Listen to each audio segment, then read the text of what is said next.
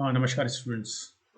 आज की क्लास में बात करेंगे दिल्ली कॉन्स्टेबल्स एग्ज़ाम जो अभी नवंबर के लास्ट वीक में शुरू हो रहा है। इसके लिए कंप्यूटर्स और मैथमेटिक्स के कुछ क्वेश्चंस के कुछ एमसीक्यूज़ के उसमें मैं आपको एक्सप्लेन करूँगा कुछ बेसिक्स कंप्यूटर्स के। और तो डियर स्टूडेंट्स, मैं Sanjay Mohan Bhatnagar, Unacademy educator, MPPSC और व्यापम कैटेगरी के लिए साइंस, मैथमेटिक्स और टेक्नोलॉजी सब्जेक्ट्स के लिए।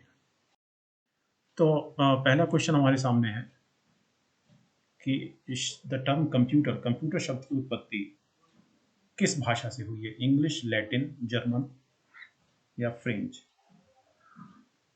तो इसका आंसर है लैटिन। क्वेश्चन है कि एक सीपीयू, कंप्यूटर का जो सेंट्रल प्रोसेसिंग यूनिट होता है, सेंट्रल प्रोसेसिंग यूनिट यानी सीपीयू, उसमें क्या क्या होता है? तो हमेशा ध्यान रखिए, एक सेंट्रल प्रोसेसिंग यूनिट में एक कंट्रोल यूनिट होता है और एक एएलयू या अरिथमेटिक लॉजिक यूनिट होता है। उसमें रैम नहीं होती है और ना ही वो स्टोरेज डिवाइस है। उसमें रैम नहीं होती है, उसमें कंट्रोल यूनिट है। रैम नहीं है, कंट्रोल यूनिट है। उसमें एएलयू है लेकिन रोम नहीं है। So the correct answer is control unit and ALU.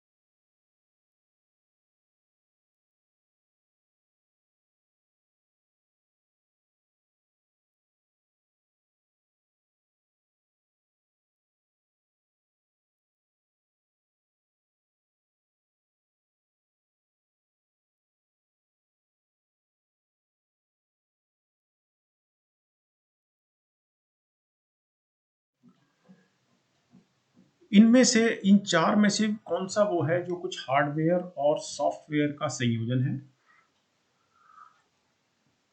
और जो कंप्यूटिंग डिवाइसेस में सूचनाओं के, इंफॉर्मेशन के आदान प्रदान में भूमिका निभाता है? ऑब्वियसली सीपीयू नहीं है।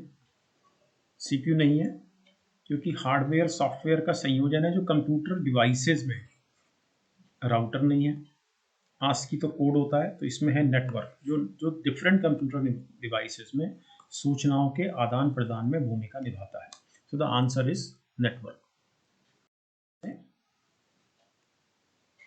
सी। अब के लिए जो चार ऑप्शन दिए हुए हैं, मदरबोर्ड, मेमोरी, रैम और सेंट्रल प्रोसेसिंग यूनिट, इनमें से कंप्यूटर का मस्तिष्क किसे कहा जाता है?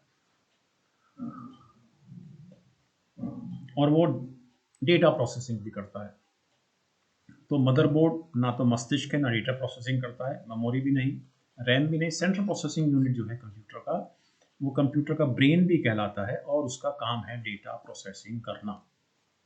तो आंसर इसका डी है।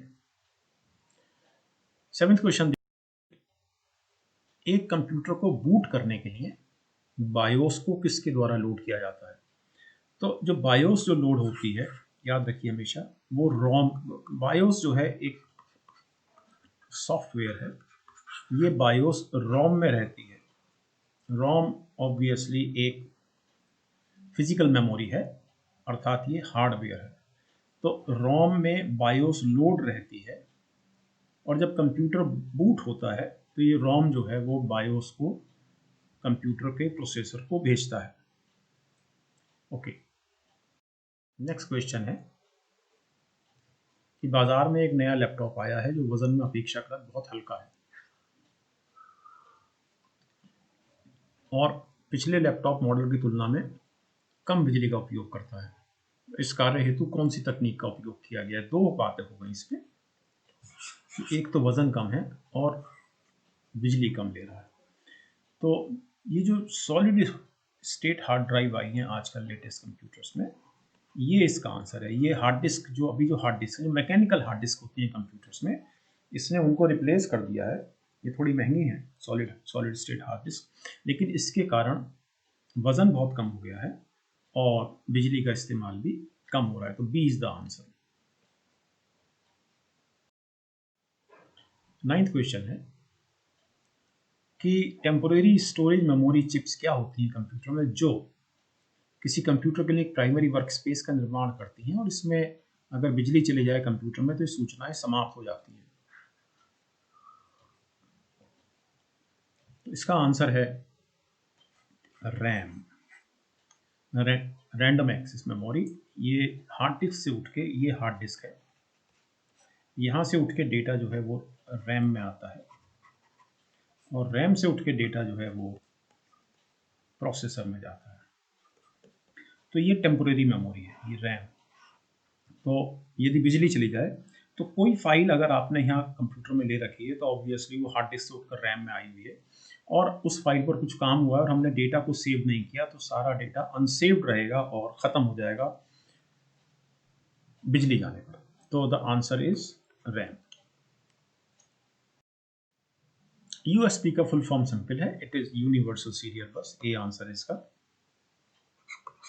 यूएसबी ड्राइव आप सब इस्तेमाल करते हैं, यूएसबी पोर्ट में लगती है।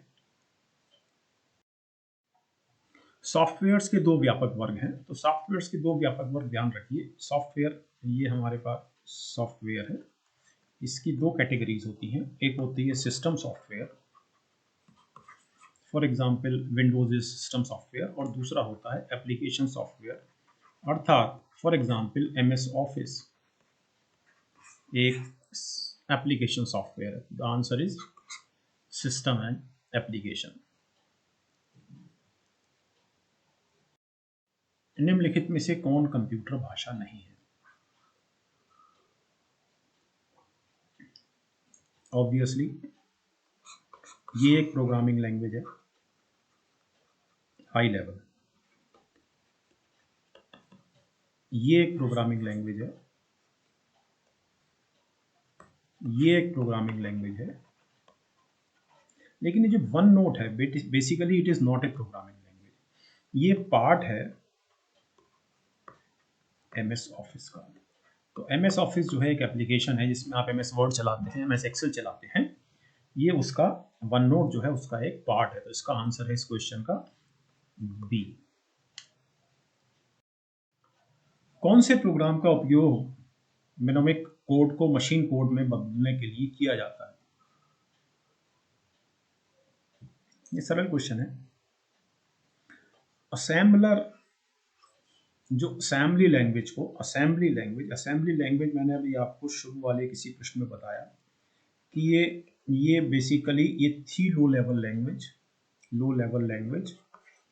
लेकिन ये लो लेवल लैंग्वेज थी, लेकिन ये मशीन लैंग्वेज का से बेहतर थी। ओके, मशीन लैंग्वेज से। तो असेंबली लैंग्वेज में चूंकि इंग्लिश इस्तेमाल हो रही थी, मशीन कोड के अलावा 0101 के अलावा इंग्लिश इस्तेमाल हो रही थी, लेकिन जो प्रोसेसर है वो प्रोसेसर इंग्लिश नहीं समझता,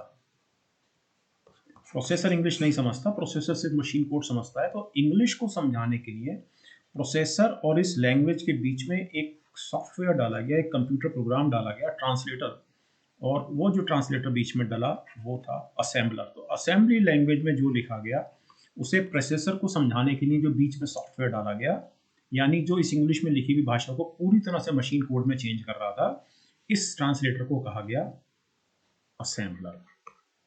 और ये जो असेंबली लैंग्वेज में जो लिखा जाता है इसको बोलते हैं नेमोनिक कोड, जो असेंबली लैंग्वेज में लिखा जाता है। देखते हैं कंपाइलर्स और इंटरप्रीटर्स क्या हैं। ये उच्च स्तरीय भाषाएं हैं, कोड्स हैं, प्रोग्राम्स हैं कंप्यूटर के, या low level language.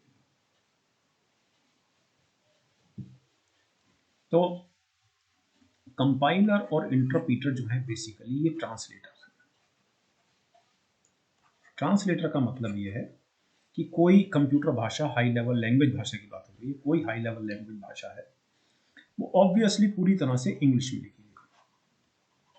C++, C#, जावा, विजुअल बेसिक, .NET, ये सब भाषाएं इंग्लिश भाषा में लिखी गई। लेकिन ये प्रोसेसर है, तो प्रोसेसर को इंग्लिश भाषा समझ में नहीं आती है, तो बीच में एक ट्रांसलेटर डाला गया हाई लेवल लैंग्वेज के लिए, कि जो हाई लेवल लैंग्वेज को ट्रांसलेट करके दे दे प्रोसेसर को। तो हाई लेवल लैंग्वेज के लिए जो ट्रांसलेटर्स होते हैं वो कहलाते हैं कंपाइलर, या ये होते दोनों अलग अलग हैं, कंपाइलर और इंटरप्रीटर कहलाते हैं जो हाई लेवल लैंग्वेज के लिए जो ट्रांसलेटर होते हैं। इसका मतलब, इसका आंसर है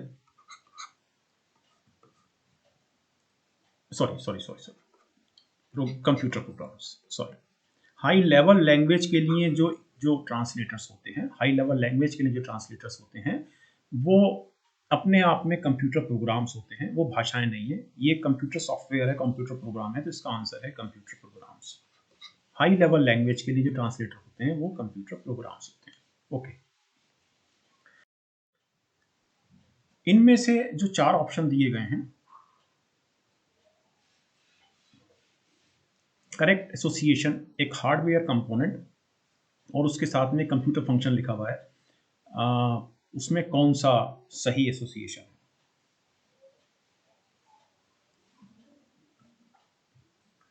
monitor input, mouse input, CPU data storage, hard disk data processing. Obviously बड़ी सिंपल सी बात यह है कि मॉनिटर बेसिकली आउटपुट है, मॉनिटर पे आपको दिखता है आपने जो किया, तो ये आंसर गलत है। माउस इनपुट है, निश्चित रूप से हम माउस से एक इनपुट कमांड देते हैं सिस्टम को, तो ये बिल्कुल ठीक है। सीपीयू में डेटा स्टोरेज नहीं होता बल्कि डेटा प्रोसेसिंग होता है, तो ये गलत है। हार्ड डिस्क में डेटा स्टोरेज होता है, जो काम यहाँ होता है बेसिकली हार्ड डिस्क में होता है, डेटा प्रोसेसिंग नहीं होता, तो ये डेटा स्टोरेज होता है यहाँ हार्ड डिस्क में, तो ऑब्वियसली ये आंसर गलत है। तो इसका जो आंसर है वो है बी। तो ये 15 क्वेश्चन कंप्यूटर्स के हम लोगों ने किए अभी दिल्ली पुलिस कांस्टेबल्स की परीक्षा के लिए और दूसरी परीक्षाओं के लिए, जिसमें कंप्यूटर्स के क्वेश्चंस एक इंटीग्रल पार्ट है करिकुलम का, और इसके बाद हम 10 करने जा रहे हैं मैथमेटिक्स पर। तो इस तरह के क्वेश्चन बहुत आते हैं, इसके मैं आपको कुछ शॉर्टकट देने जा रहा हूँ जिससे इस तरह के क्वेश्चन आप सेकंड्स में कर लेंगे, सेकंड्स में। तो आपने क्वेश्चन पढ़ लिया होगा कि यदि गति की नदी के साथ एक नाव की गति 15 किलोमीटर प्रति घंटा है और नदी की गति 1.5 किलोमीटर प्रति घंटा है, तो नदी की गति के विरुद्ध नाव की गति क्या है? देखिए, इससे एक शॉर्टकट मैं आपको समझा रहा हूँ इसके लिए। इसका शॉर्टकट ये है कि माना बोट माने नाव, माना नाव की गति जो है ठहरे हुए पानी में वो 20 मीटर पर सेकेंड कर लीजिए, 20 किलोमीटर पर आवर कर, जैसा आप करना चाहें। माना नाव की गति बी है, बी स्टैंड्स फॉर बोट। ठहरे हुए पानी में नाव की गति हमने बी मानी, और धारा यानी नदी की धारा यानी करंट की स्पीड हमने बी मीटर प्रति सेकेंड मानी या बी किलोमीटर पर आवर मानी, जैसा भी आप मानना चाहें। तो ऑब्वियसली नाव की गति धारा के साथ बराबर बी प्लस सी, नाव की नदी धारा के साथ, और नाव की गति धारा के विरुद्ध बी माइनस सी। आपको ये चीज याद रखनी है, बस ये शॉर्टकट है और इससे अब क्वेश्चन आपके तुरंत हो जाएंगे। अब नदी की गति के साथ यानी बी प्लस सी बराबर 15, और नदी की गति यानी सी बराबर 1.5, तो बी बराबर 13.5। तो नदी की गति के विरुद्ध नाव की गति यानी कि आपको बी माइनस सी निकालना है। तो b माइनस सी बराबर हो गया b इज 13.5 और c इज 1.5, तो इट इज 12। तो इस तरह से ये देखिए ऐसा शॉर्टकट है जिससे आप इस तरह के क्वेश्चंस को बिना किसी कंफ्यूजन के आप इमीडिएटली तुरंत सेकंड्स में कर सकते हैं। अब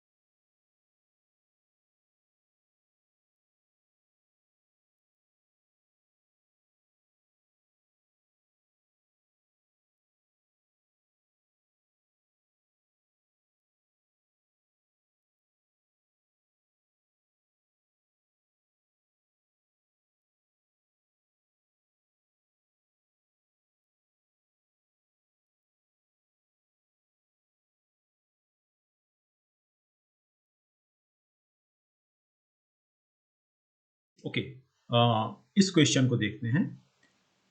ठहरे हुए पानी में एक नाव की गति यानी b बराबर 15 और पानी के बहाव की दर c बराबर 3, नदी की धारा के साथ बहते हुए अर्थात b प्लस सी बराबर 18, तो 18 किलोमीटर पर आवर जो है वो इसकी स्पीड है नदी की धारा के साथ।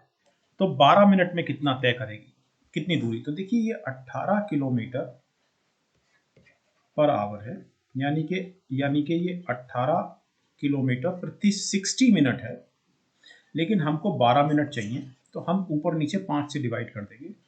तो 18/5 किलोमीटर बटे 60/5 मिनट, तो ये हो गया 3.6, ये हो गया 12 मिनट, अर्थात 3.6 किलोमीटर चलेगा ये 12 मिनट में। तो this is the answer. Next question देखते हैं। एक कमरा है इस साइज का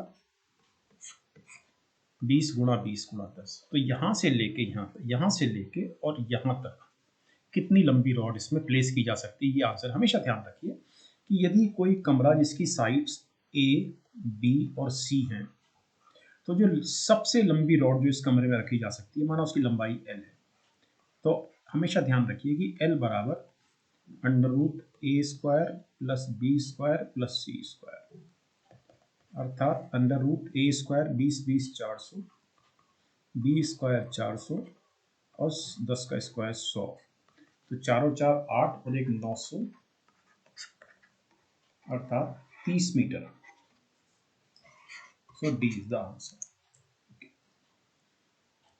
नेक्स्ट क्वेश्चन देखते हैं। 240, इसको भी मैं एक शॉर्टकट से आपको समझा रहा हूँ अभी। 240 मीटर लंबी ट्रेन 24 सेकंड में एक पोल से गुजरती है। ध्यान रखिए कि जब कोई ट्रेन किसी पोल से गुजरती है या किसी आदमी को क्रॉस करती है, तो बेसिकली वो सिर्फ अपनी लंबाई को क्रॉस करती है। ओके, अपनी लंबाई को। तो माना ट्रेन की लंबाई हमने माना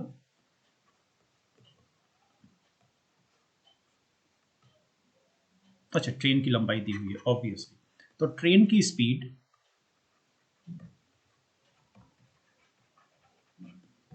240 मीटर लंबी ट्रेन है, क्योंकि वो सिर्फ अपनी लंबाई को क्रॉस करती है, 24 सेकंड में अपनी लंबाई को क्रॉस कर रही है, तो 10 मीटर पर सेकंड। तो ये ट्रेन की स्पीड हो गई। अब इसे 600 मीटर लंबा प्लेटफॉर्म पास करने में कितना समय लगेगा? तो जो टोटल लंबाई जो क्रॉस करेगी, सपोज ये प्लेटफॉर्म है 650 मीटर लंबा, ट्रेन यहाँ से एंटर करती है, ये ट्रेन है यहाँ से लेके, तो यहाँ से एंटर करती है, जब तक इसका ये किनारा यहाँ नहीं आता ऑब्वियसली प्लेटफॉर्म क्रॉस नहीं होता।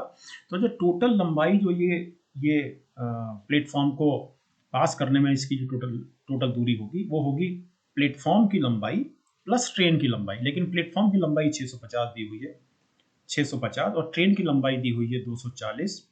तो ये टोटल लंबाई हुई जिसको क्रॉस कर रही है कितनी देर में, अच्छा कितनी, ये हमको निकालना है, माना t सेकेंड में करेगी, और ये इसकी स्पीड होगी ऑब्वियसली मीटर प्रति सेकंड इसकी स्पीड होगी। इतनी दूरी इसने t सेकंड में चली, लेकिन ये स्पीड दी हुई है 10।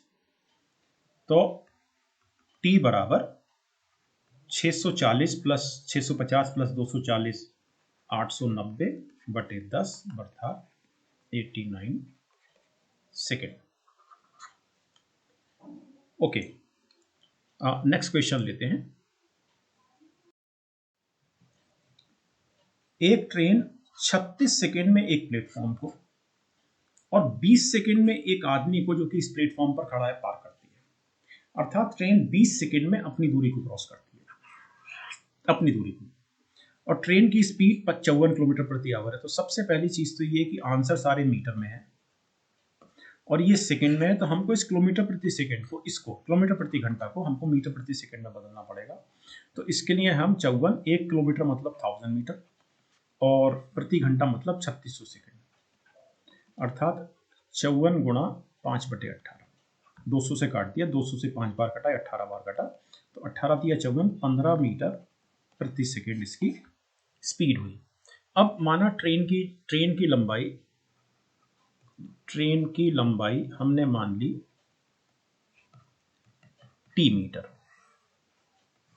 ओके, तो अपनी लंबाई को ये क्रॉस करती है 20 सेकेंड में, अर्थात t/20 ऑब्वियसली स्पीड हो गई, ये मीटर प्रति सेकेंड। तो ये हुआ 15, इसका मतलब ट्रेन की लंबाई हुई 15 गुणा 20 बराबर 300 मीटर। ओके, और अब ये प्लेटफॉर्म, इस प्लेटफॉर्म की लंबाई हमने मान लिया L, तो ऑब्वियसली L प्लस ट्रेन की लंबाई अर्थात 300 कितनी देर में, 36 सेकेंड में। तो ऑब्वियसली ये स्पीड है, लेकिन स्पीड हमारे पास 15 है, तो L बराबर 36 गुणा 15 माइनस 300, अर्थात 540 माइनस 300 इक्वल टू 240। तो इस तरह से आपने देखा कि ये गणित के क्वेश्चन जो हैं कितनी सरलता और सहजता से किए जा सकते हैं। नेक्स्ट क्वेश्चन लेते हैं।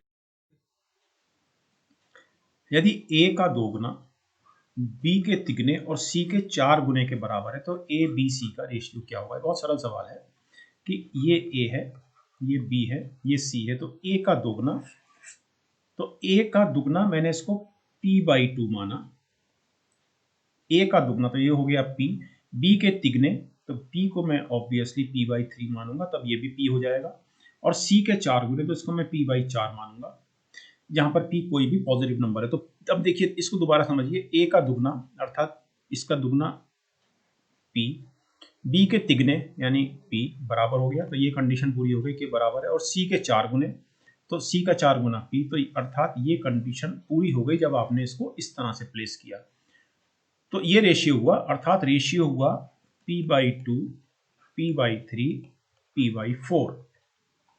नाउ 4, 3 और 2 का जो एलसीएम है वो 12 है, तो 12 से इसमें हम ऊपर नीचे न्यूमरेटर डिनोमिनेटर में गुणा कर देंगे, तो 12p/2, 12p/3 और 12p/4 किसी भी रेशियो में अगर किसी संख्या से गुणा किया जाता है न्यूमरेटर में या डिनोमिनेटर में, उससे कोई अंतर रेशियो पर नहीं पड़ता है। तो आंसर आया 6p, 4p, 3p। तो जिस तरह से गुणा करने पे फर्क नहीं पड़ता, ऑब्वियसली डिवाइड करने पे भी फर्क नहीं पड़ता। ये कहें कि इस पूरे को हम 1/p से गुणा कर देंगे या p से डिवाइड कर देंगे तो एक ही बात है। तो ये हुआ 6, 4, 3। So this is the answer. आपके लिए सॉल्व भी कर रखा है। ओके, 8th क्वेश्चन लेते हैं। 3 संख्याएं हैं a, b और c और उनके बीच में रेशियो है 3, 4 और 7 का। तो हमको जो रेशियो निकालना है वो निकालना है ये।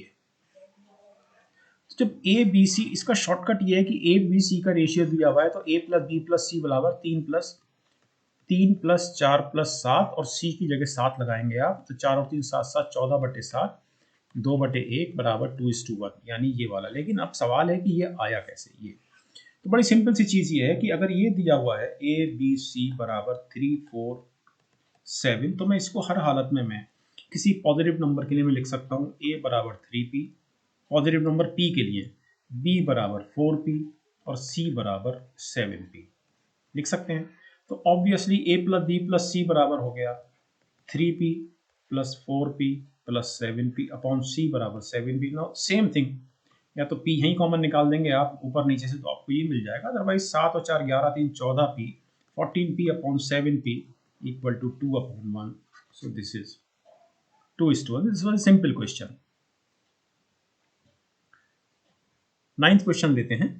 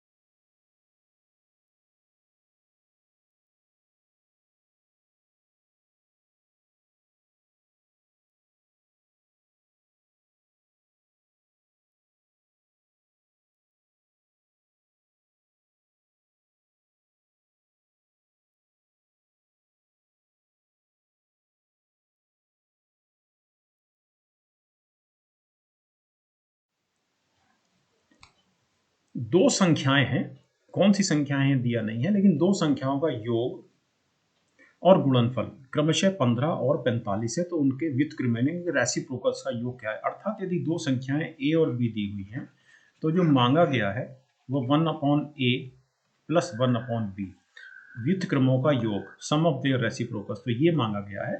तो ये सिंपल हुआ क्रॉस मल्टीप्लिकेशन से b प्लस a/ab। अर्थात दोनों, अगर दो संख्याएं दी हुई हो तो इनके रेसिप्रोकल्स का योग होता है sum of numbers upon product of number.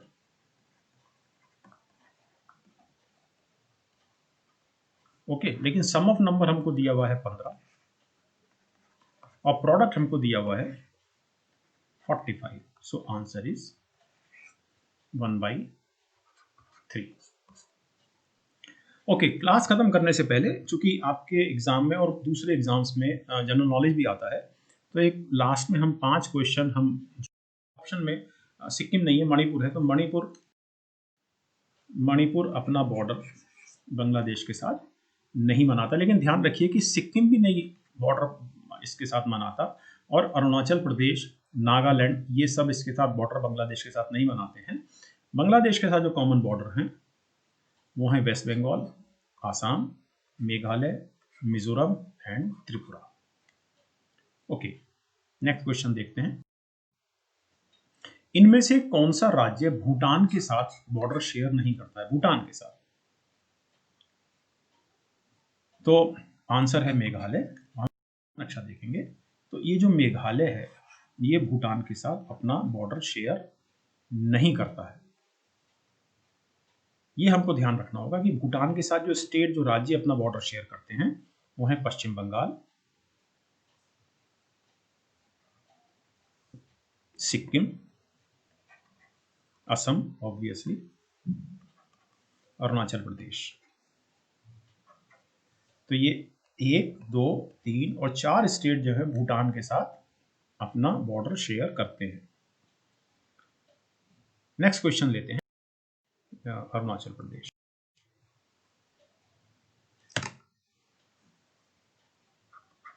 तो ये म्यांमार है, तो म्यांमार के साथ अरुणाचल प्रदेश अपना बॉर्डर मैक्सिमम जो शेयर करता है वो अरुणाचल प्रदेश करता है। फोर्थ क्वेश्चन देखते हैं, इनमें से कौन सा देश भारत के साथ सबसे बड़ा लैंड फ्रंटियर मतलब भूमि का जो बॉर्डर है वो शेयर करता है? तो दिस इज बांग्लादेश। तो बांग्लादेश सबसे लंबी 4096 किलोमीटर यहाँ से शुरू होती है और ये पूरा होते होते ऐसे ऐसे ऐसे, दिस इज 4096 किलोमीटर सबसे लंबी अंतर्राष्ट्रीय सीमा भारत की यदि किसी देश के साथ है तो वो है बांग्लादेश। और बांग्लादेश के साथ जो भारतीय राज्य जो बॉर्डर शेयर करते हैं, मिजोरम, त्रिपुरा, असम, मेघालय, पश्चिम बंगाल, 5 राज्य। सीमाएं नेपाल, भूटान और चीन के साथ है, नेपाल, भूटान और चीन। तो आज की क्लास के लिए इतना ही, और कंप्यूटर्स और गणित के क्वेश्चंस को लेकर हम लोग फिर से यूट्यूब पर इसी चैनल पर कल बैठेंगे। Okay, thank you very much.